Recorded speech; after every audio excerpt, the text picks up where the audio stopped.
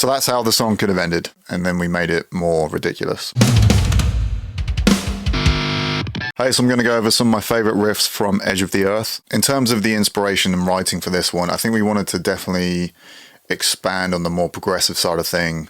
I was still heavily listening to a lot of like And Justice for All, Arise by Sepultura, and Symbolic by Death. So those are still like the main influences on this record. Tool have always been one of my favourite bands since I was really young, and I really couldn't find any way to incorporate any of that kind of vibe and the stuff that I liked about Tool in Solitude music. And I remember trying to write Tool-inspired thrash riffs, and there's quite a few like instances of that.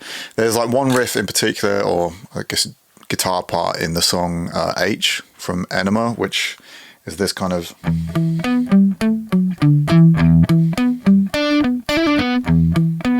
And there's a few instances where I'm kind of leaning on the... I think there are some riffs in Kingdom of Solitude that are like a sped up kind of version of that kind of thing. Same with some of the intro and interlude stuff, like the... I was definitely going for like a Tool inspired thing. I think there's some like Tool-y kind of things on the Imperial Part 2 kind of interlude. And then like some of the Sands of Time riff. Deliberately going for like a Tool vibe, but then combining it with And Justice for All.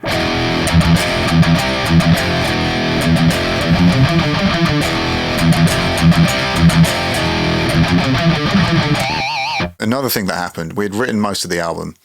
I don't know if we'd actually started tracking it because the recording was split up into a few chunks. Like I think we did drums end of 2009, 2010. Can't remember which year. Like, and then after Christmas, like a few months later, then we came back to do some of the guitars and stuff. Jamie was still in the band when we were in the studio for most of the tracking, although he didn't come to the studio, I don't think. But basically what happened was Crack the Sky came out 2009 when most of the album was written. And I think we were on tour with Dragon Force. And I remember listening to that record in my headphones every night when we were driving, just being like, this is incredible. Like, how can we get some of this in Solosis? So there are some things like the intro to Procession, like the...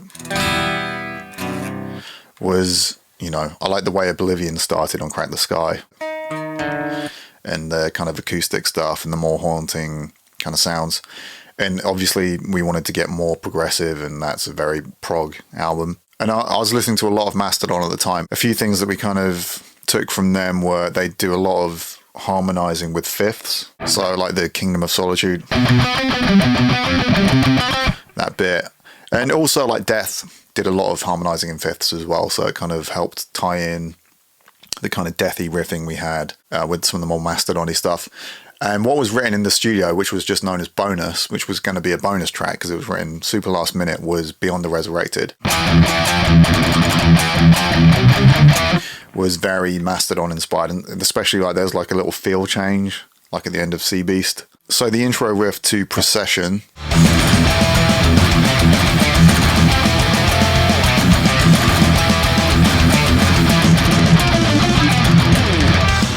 Haven't played that in a while. That riff we rewrote in the studio. I can play you the original demo now. I remember Scott, when we had rewritten the riff, he was like, that riff sounds like murder. I was like, that is exactly what it's meant to sound like. So I'll play you the original demo for Procession.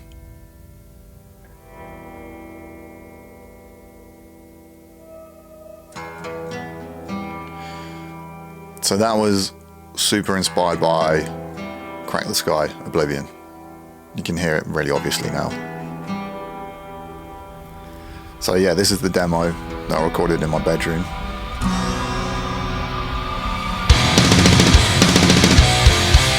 Superior drummer.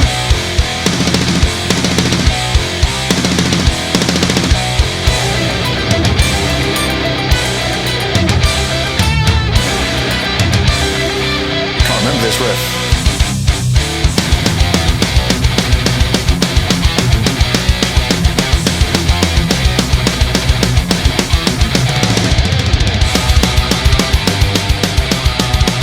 Again, me and my loud snare drums on these demos. I was mixing on I say mixing on headphones. So yeah, this is Definitely me trying to channel some Tool vibes for us. Tool meets And Justice for All.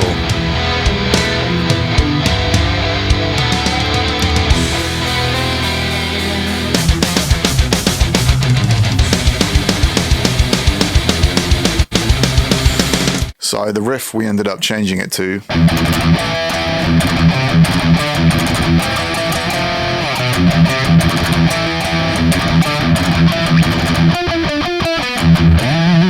And the song ended in a different way, and we ended up kind of doing that section at the end in the studio. It's a bit ridiculous. And even the thing at the end is Tool inspired, something off Enema, kind of ends like maybe like 46 and 2 has like a simple choke thing, and that's kind of what we were inspired by. You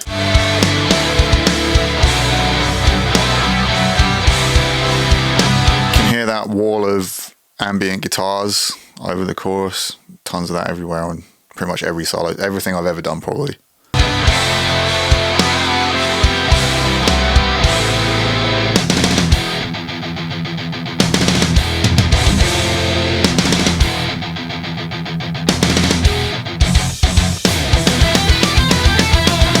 Interesting, haven't heard this in a while.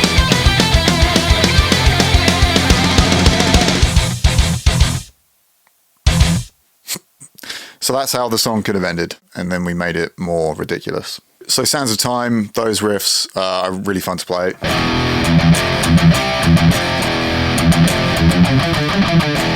Sands of Time, I used this one as an example when talking about songwriting and building riffs off existing riffs. It's a pretty obvious one, but the verse riff is...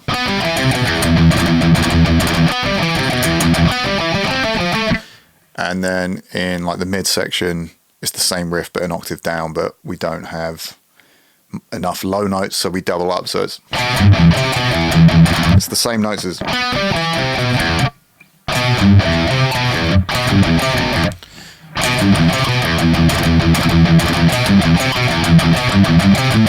So I always tell people, make new riffs out of pre-existing riffs to give your songs some cohesion. And if you keep kind of elaborating on a riff and changing a few bits and then changing a few bits, you might end up with a riff that's completely different but still fits and lives in the same world as the other ones, and that helps make a more cohesive song and get your money's worth out of a good riff. Imperial, definitely, leaning on those inverted power chords. I'll go over the sweep picking part in a different video about leads. This one had a few different riffs.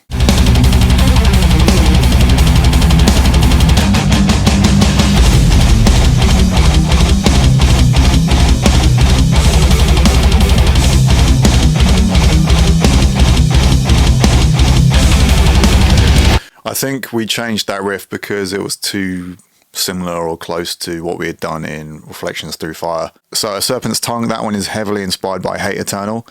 If you listen to the song I Monarch, the kind of intro drums and the low octave stuff heavily inspired the intro to this one. I don't think they're too similar, but now that I point it out, you'll definitely hear it. And there's a lot of death metal influence on the riffs for this one.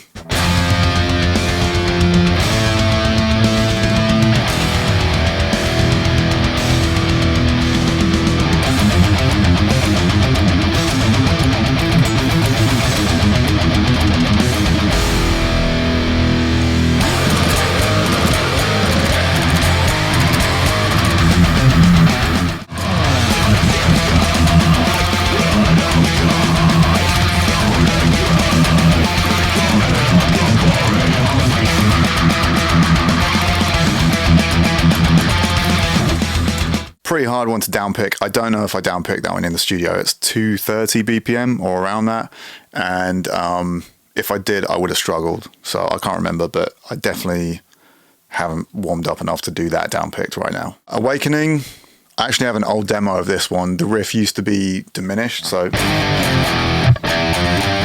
and then the song moved to being in Phrygian dominant, so.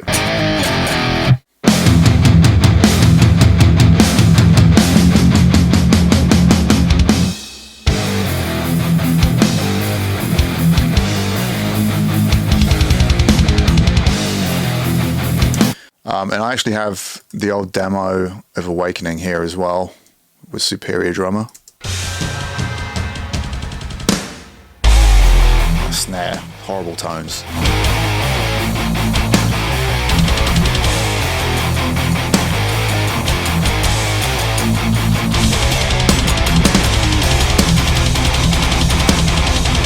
And the middle section, Rob came up with that drum beat, ting, ting, ting, ting, ting, in the practice room. And I was like, what was that? And I remember him telling me what it is, and then going home, programming it in, and then just writing the second half of the song.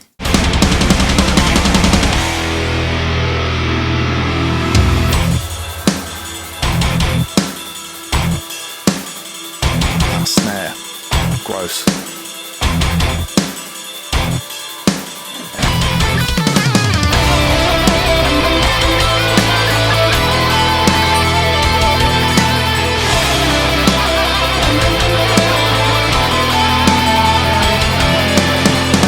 Kingdom of Solitude, that is another really fast one. I think it's only like 220 as opposed to Serpent's Tongue being 230 something, but I say 220, that's still really fast to play, like down picking some of those riffs. The main riff, yeah, there's a lot of these riffs, again, kind of Tool inspired thrash riffs.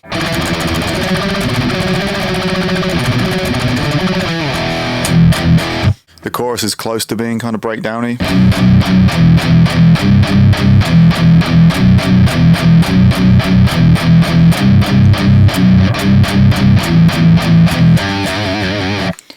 We did play this one live back in the day when we toured, like did a headline tour for Edge of the Earth, but haven't played it since 2011 maybe. Same with Procession. Dystopia, that was super Arise inspired, just stylistically.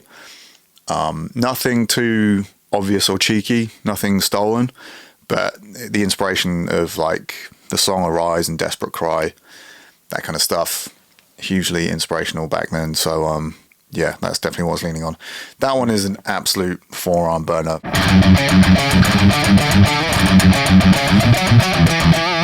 And my favorite riff in this one, maybe on the record, is that kind of octave leaping one.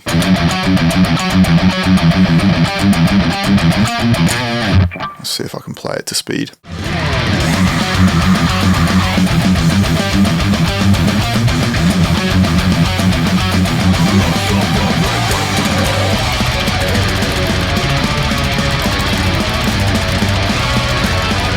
The back into the solo, definitely Morbid Angel inspired.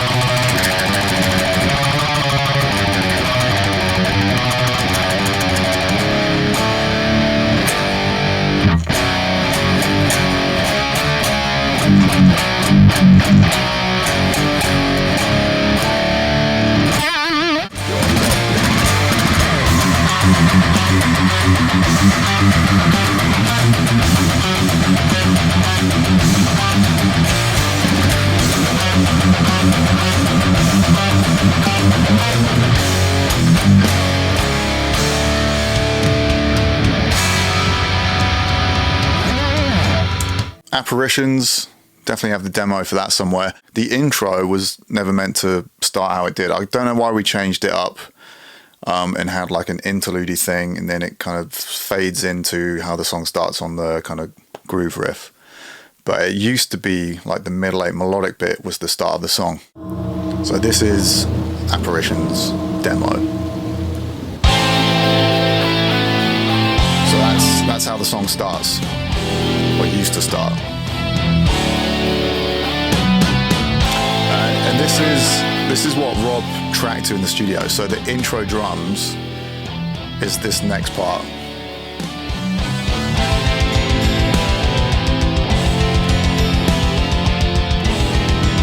I can't remember the reason for changing it, but I like that we did. I think it's more interesting.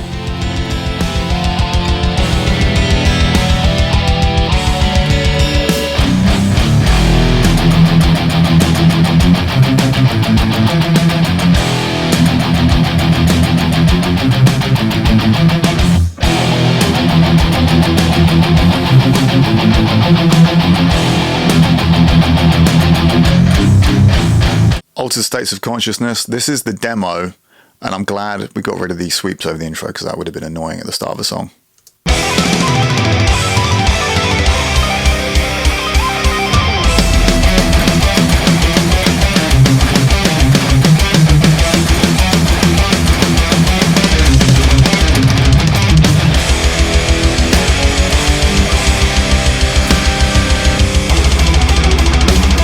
So this one, kind of At the Gates he's sounding. At the Gates are a hugely amazing band that I love, big influence. But as I said on the Conclusion of an Age video, I never wanted us to get lumped in with like melodic death metal or mellow death or the Swedish stuff.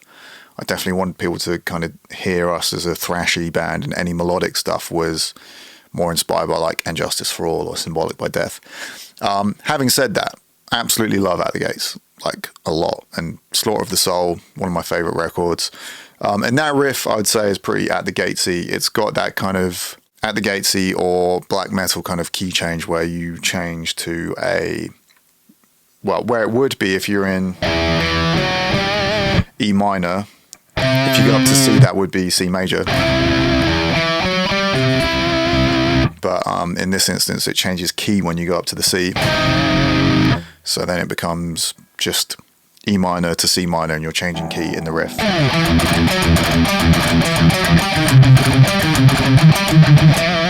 Eclipsed is one where Bailey came up with the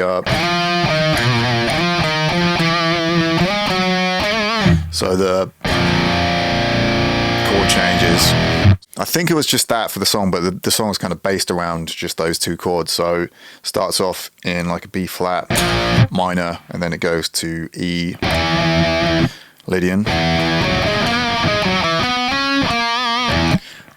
So you're changing key again on those ones. And then, yeah, the main riff.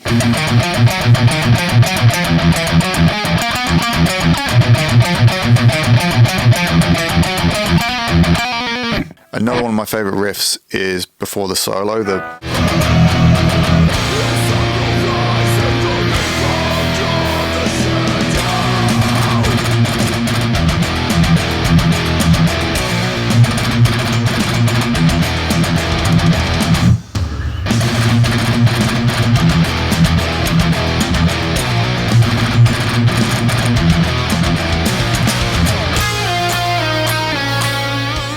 still maybe one of my favorite solos I've ever done, I think, that one. So unlike Conclusion of an Age, I still have all the tapes, all the footage of Edge of the Earth. Believe it or not, despite what it sounds like, that is a hugely deep Yamaha drum from the 80s, like 14x8 or something, that we borrowed off our now manager. It sounds cranked there though. So same kit that Rob used on Conclusion of an Age, like a Mapex, tiny 20-inch bass drum, and I do not like the sound of 20-inch bass drums. Now there is some real kick on those records, but there's definitely sample blended in. I think Scott used to get, and maybe still does, get more of the high end from the real kick and more of the sample for the low end. But yeah, personally I never liked the way a 20-inch kick sounds.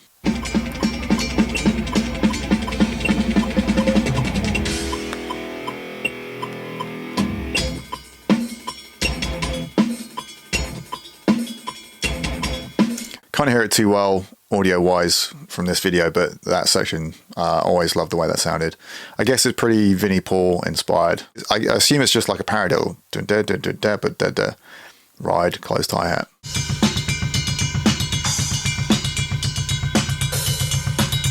Serpent's Tongue.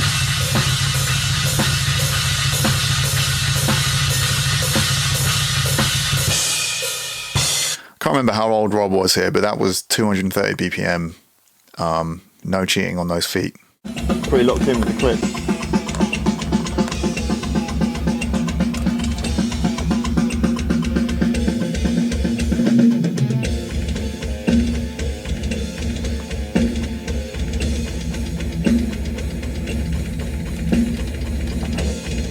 Tricky that's fast. Yeah, Rob crushed the drums on this record. In the stag stand, this probably isn't.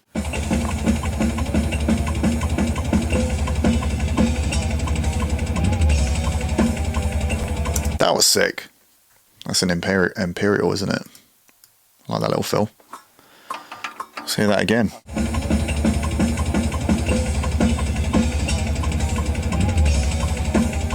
That was so sick. We love Dimmu Borgir, Nick Barker, just like his drums on Puritanical. Loads of those kind of dual ride and tinkly stuff that we were really into. It's me in the room with him tracking drums.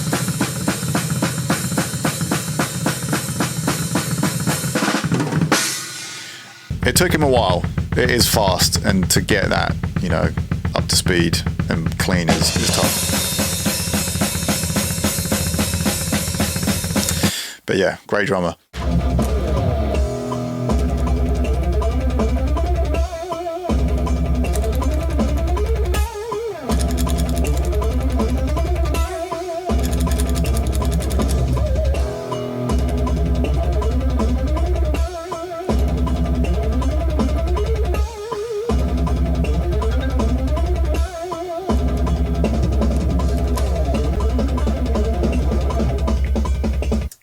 Hear me get a BlackBerry message then. I forgot all about that sound. That was the sound of the mid to late 2000s. When everyone used to have a BlackBerry in the van and everyone was typing, it used to sound like rain because the keyboard would be like click, click, click, click. Then if you've got like 5 people just all clicking and typing at the same time, it was like ASMR rain sound.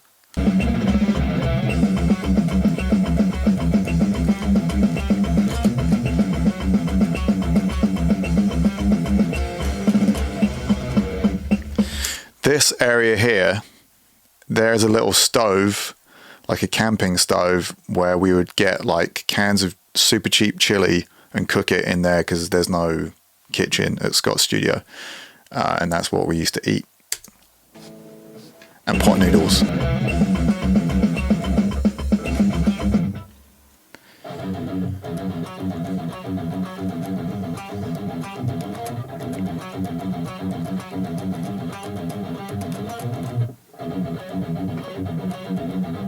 No cheating allowed. Down picking only.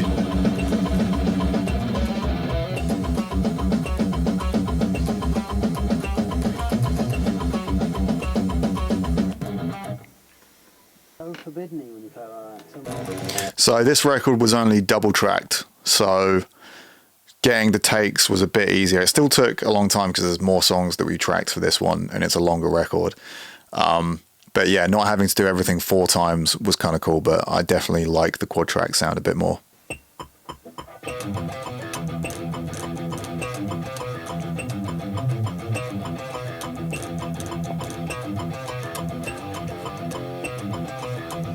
I don't know if that's me tracking to just the click because it was easier to hear myself, or I'm just warming up there.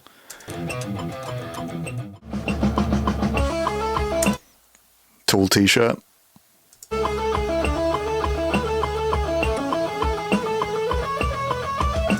This bit sounds nothing like Tool though. I think Tool would cringe it. Dual harmonized guitar leads.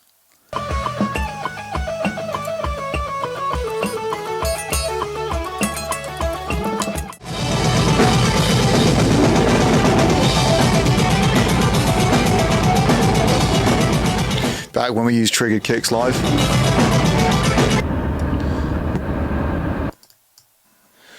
So that's what we used on the record, the Marshall JVM head 410.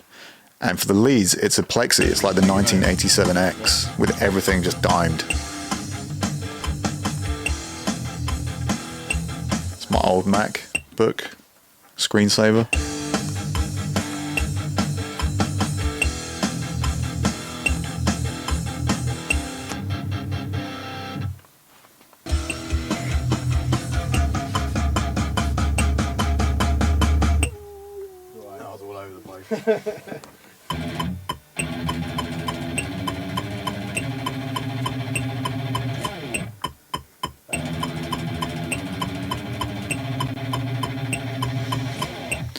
A lot of alternate picking on this record.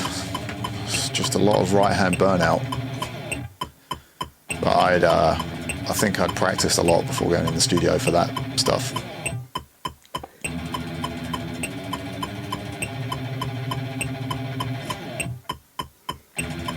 I think this is me just doing as many takes as possible, and Scott just being like, "Oh, these are the good ones. We'll use those." And this is the, I guess, the intro to the song.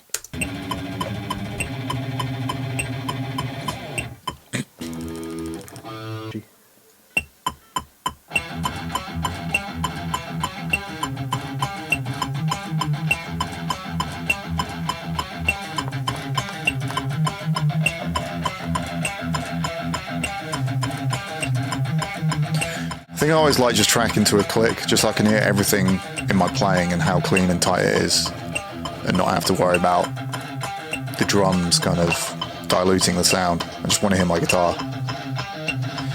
And my live mix in my in-ears, people would hate it. It's just my guitar click, tiny bit of kick and snare in my vocals. It sounds boring, but I can hear what I'm doing. That was a world tour then? Pot Noodle? There's footage of like Heathen supporting him in Brazil. Or not? Sepulture or Sacred Reich and Heathen. Sepulture or Sacred Reich and Heathen. I must have been watching some of this stuff on YouTube. Academy. Was that 1991? Yeah, well, I would have been.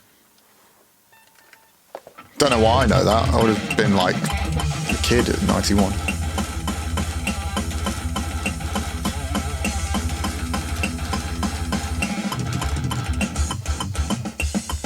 Not a lot of times where I would track guitars standing up, but some of these riffs, I guess it felt good.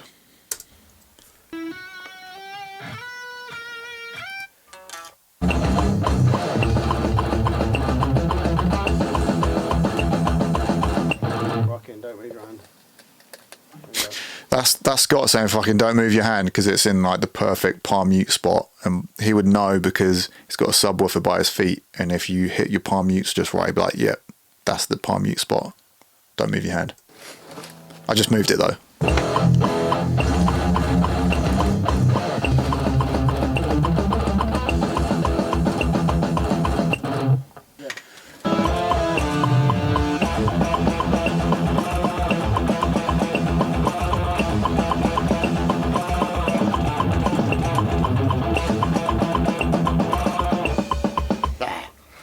That was enough of that. That's pretty hard to do that. That riff, down picking it.